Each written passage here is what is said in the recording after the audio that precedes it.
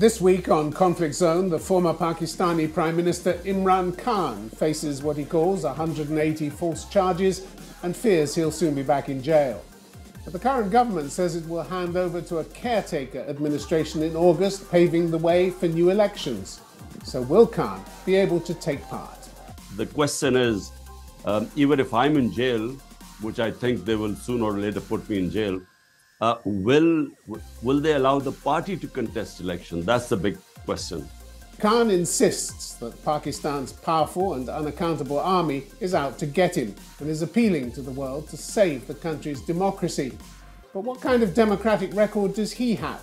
He was roundly criticised by human rights groups when he was in office. How does he respond now to their charges? And why has he been so soft on the Taliban? Imran Khan, welcome to Conflict Zone.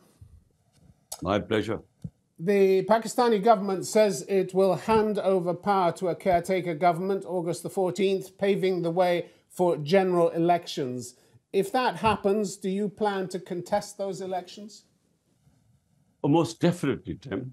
We're going to contest the election. Question is, will they allow our party to contest the election? This is the big question right now. Will they allow you? Because you've got something like 180 serious charges against you, all of which you've denied. Doesn't that disqualify you from taking part? Or might it? Well, till the age of 70, I didn't have one criminal case. And in the last few months, I have almost 180. But it's just not just that. My entire party leadership is underground or in jail. And about 10,000 of our workers are in jail right now. So there's a total crackdown on my party. So the question is, even if I'm in jail, which I think they will sooner or later put me in jail, will they allow the party to contest election? That's the big question. And if they don't, you've already suggested that you might start a new party. Is there time for that? Well, we are speaking to our lawyers. I mean, there's no way they can ban a political party which has over 70% rating, public approval in the country. So we're just working out what are the tactics they'll use to ban the party, and then what options have we got after that? Do you foresee a peaceful or a violent campaign? I don't see violence because, elections is something the whole country is waiting for. The vast majority of people are waiting for elections in this country. And so in a way that will let the steam off. But if the other worry is that they might go against the Constitution and delay the elections because of fear of losing. On 14th of May this year, the Supreme Court, according to the Constitution, had announced the elections of Punjab, which is 60% of Pakistan, but the government refused. So because of fear of losing. So we're still not sure whether they will go ahead with elections. You've been complaining that democracy is hanging by a thread in Pakistan. Surely one of the main reasons for that is that you have a powerful army that's been pulling the strings since independence in the country and without any public accountability. Why did you never manage to bring it under democratic control? Well, Tim, Pakistan started off as a security state. We came to being in 47. In 1948, there was a conflict with India. There was enormous amount of insecurity in Pakistan that will we survive as a state with a neighbor, hostile neighbor 7 times the size. So hence the over-reliance on the military began. And almost half the time we were ruled directly by military through various military dictators, and then the rest by these 2 families. So I am really an outsider who came in 2018. So therefore, the army basically is entrenched in our political system. Now, the big question is, how do we now evolve our political system into moving towards a genuine democracy rather than a hybrid system? You were fine with the army, weren't you, as long as they backed you? You once put it you were on one page when it came to policy decisions. Now that you've fallen out of love with each other. You accuse them of persecution and attempting to kill you, and they've thrown these 180 charges against you. Did you really think you could take on the army and win? Look, Tim, the situation is evolving. You know, as they say, you only cross the river once, because, you know, as time passes, it no longer is the same sort of Pakistan it was 70 years ago or 20 years ago when General Musharraf imposed a martial law. This is a different Pakistan. In 20 years, we've had a free media. First time you had independent TV channels coming in and a vibrant media. And secondly, we had a movement for the independence of judiciary, which was in 2007 it started. And so our judiciary became fairly independent, whereas previously it was part of the executive. Now the situation in Pakistan is completely different. The acceptability of martial law is just zero in this country now. So what is going on right now is a new equilibrium.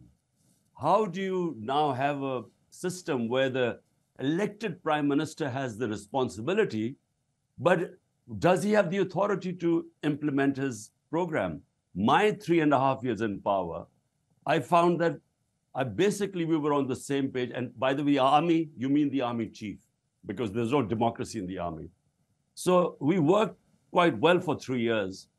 The problem I had was that in the last 6 months, he then decided to he already intrigued with the current prime minister.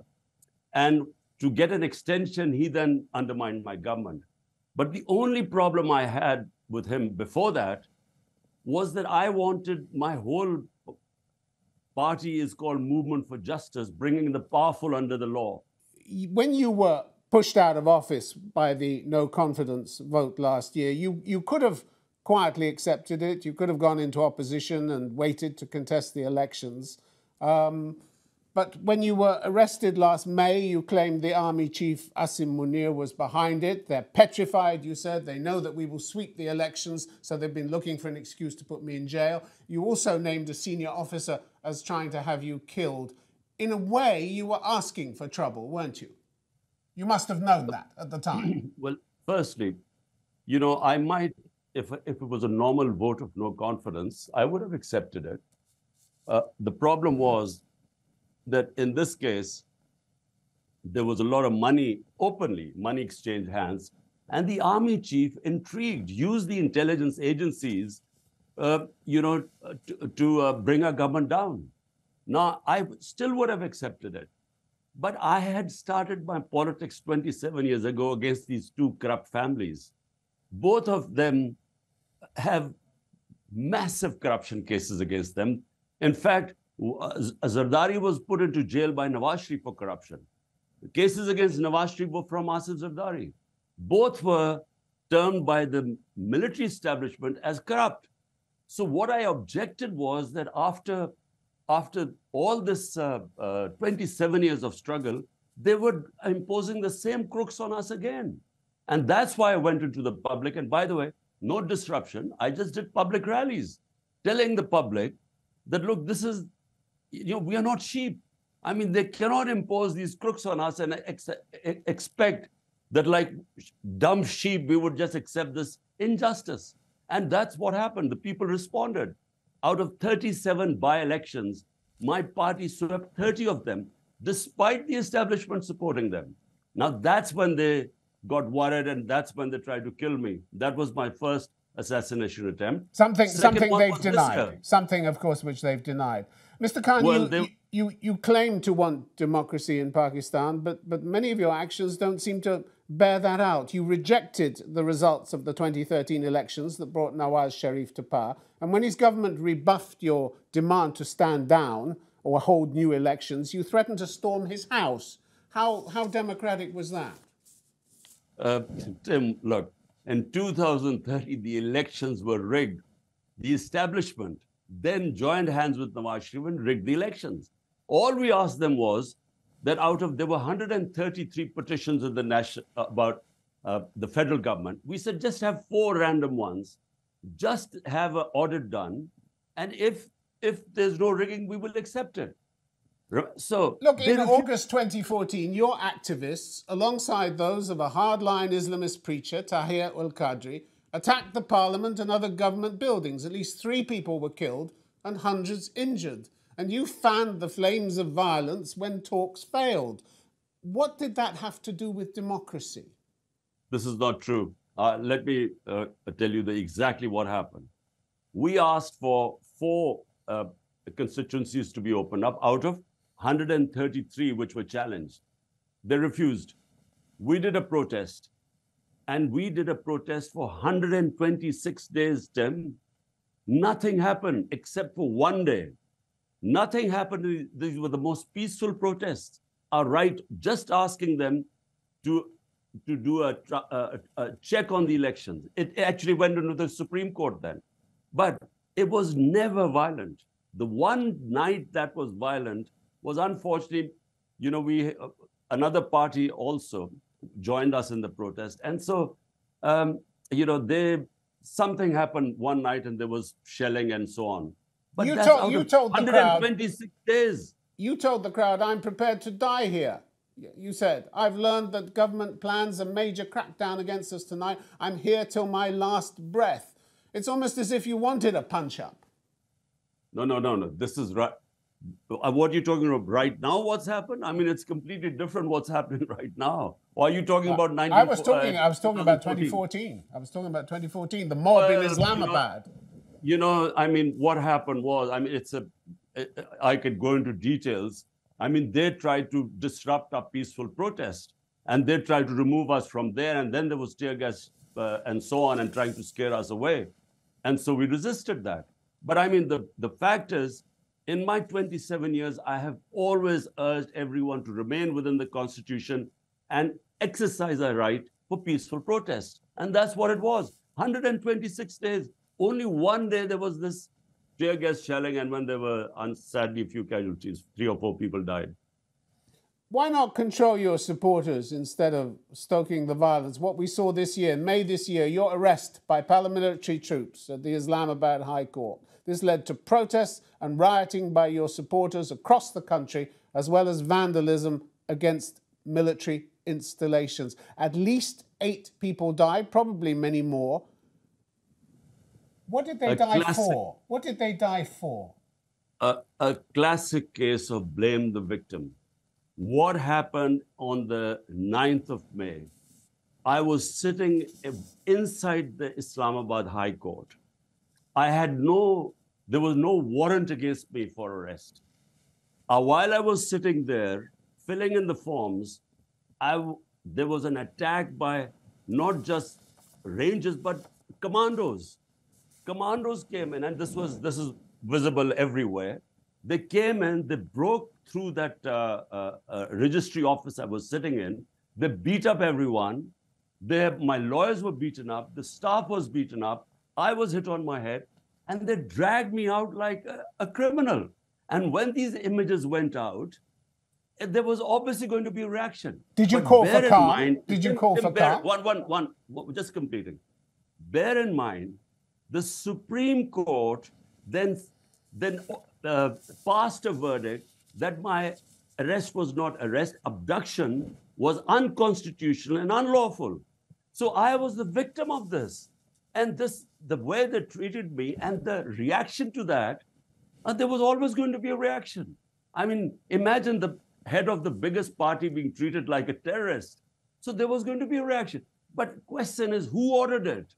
Who ordered that unlawful, unconstitutional act? The question is also the question is also whether you tried to stop it. Mr. Khan, you're often declared commitment. Tim, hold on. Tim, hold on. I was in jail for 4 days. How was I supposed to stop? I didn't even know what was going on. When they produced me in front of the Supreme Court Chief Justice, that's the first I found out about the violence. And I condemned it immediately.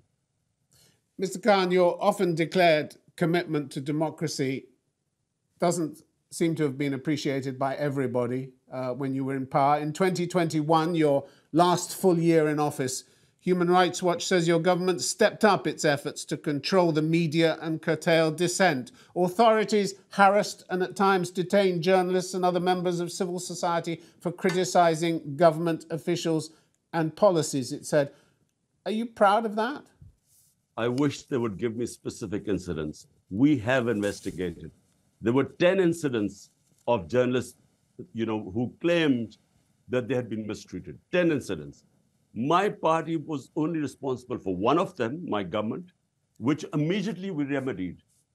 3 or 4 of them related to the security forces. We were coming out of the war on terror, and they then thought that these guys were overstepping and the troops were vulnerable and so on. Nothing to do with my government. You cannot compare, Tim, what is going on right now. Our best journalists hounded out of the country, murdered. Four of our top journalists have run out of the country. Our other journalist, who is the highest viewership on YouTube, has been abducted for 2 months. His family doesn't know where he is. All media is controlled today. My name is not allowed to be mentioned on television.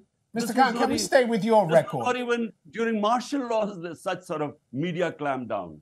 Can we stay with your record? Because still in 2021, Human Rights Watch said the authorities expanded their use of draconian sedition and counter-terrorism laws to stifle dissent and strictly regulate civil society groups critical of government actions. Authorities also cracked down on members or supporters of opposition political parties. In their view, you ran a pretty nasty government, didn't you? Or did Human Rights Watch just make all this up? I wish they would give some specific examples, because I can tell you, my time was liberal. Judiciary was never interfered with. The police was never told to victimize people. 10,000 workers of mine are in jail today. Entire senior leadership is in jail. And you name me the number of times the opposition did protests. Not once did we try and stop them. They have never even allowed us to do one peaceful protest. And the draconian crackdown, listen, Tim, this has never happened in our history. People are being picked up in the middle of the night. Houses are broken in. Houses are robbed by the police.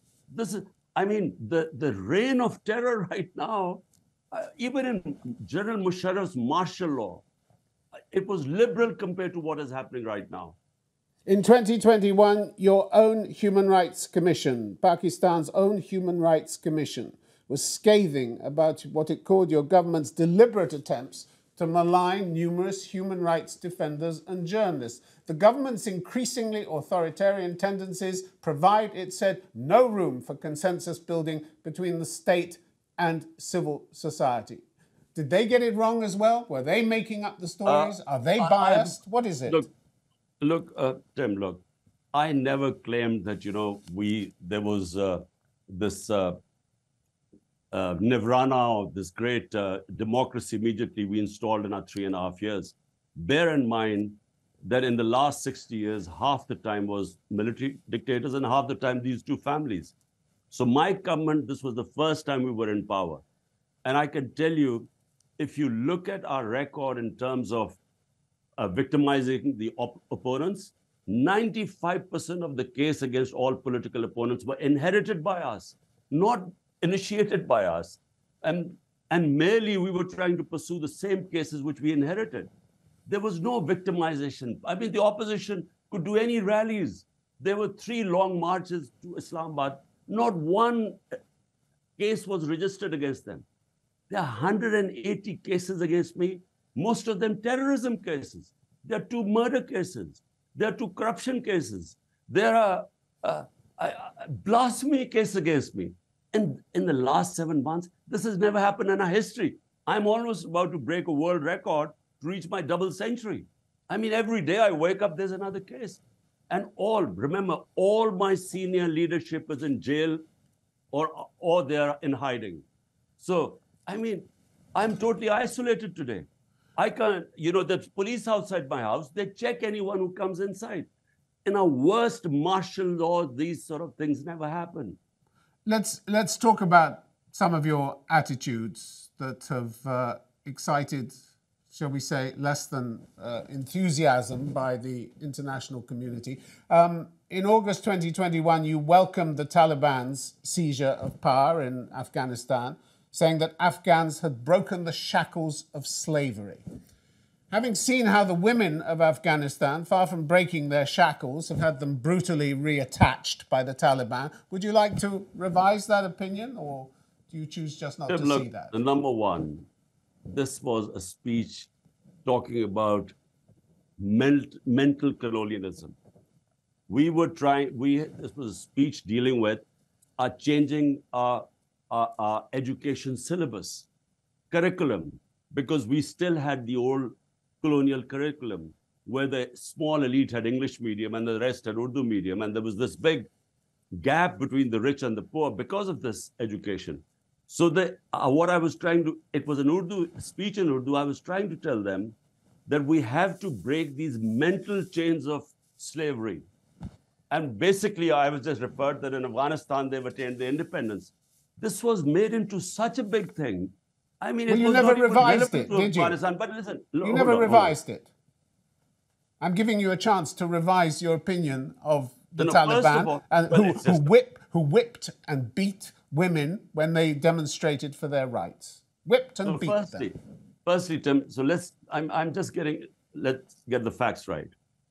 Against the British in the 19th century, the Afghans got their freedom when the British left. Soviets in 20th century, when they left, they got their freedom. So the US, when they left, they got their freedom. That's how it's just a fact. Now come to Taliban. Look, first of all, whichever government is in power in Afghanistan, Pakistan has to have good relationship with them.